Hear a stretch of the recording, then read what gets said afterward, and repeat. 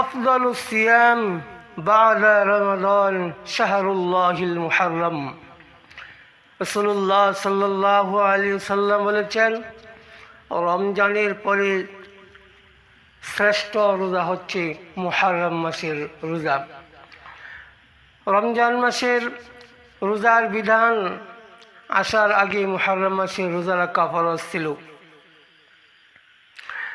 যখন রমজান মাসের রোজার বিধান আসলো, ফালাম্মা নাযালা রমাদান কানা মান শাআ সামা ওয়া মান শাআ আফতারা। যখন রমজান মাসে রোজার বিধান এসে গেল, তখন আশুরা রোজা রাখা এটা ঐচ্ছিক হয়ে গেছে।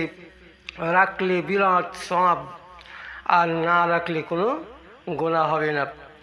তবে মুহররম মাসের এই রোজা রাখলে রাসূলুল্লাহ সাল্লাল্লাহু আলাইহি সাল্লাম এই ব্যাপারে বলেছেন, সিয়াম ইয়াউমি আশুরা আহতাসিবু আলাল্লাহ আইয়ুকাফিরা সানাতাল্লাতী ক্বাবলা। যারা এই মুহররম মাসের রোজা রাখবে, আল্লাহ তাআলা তার পিছনের 1 বছরের গুনাহ আল্লাহ তাআলা মাফ করে দিবেন। আর রোজা রাখতে হবে 2টা।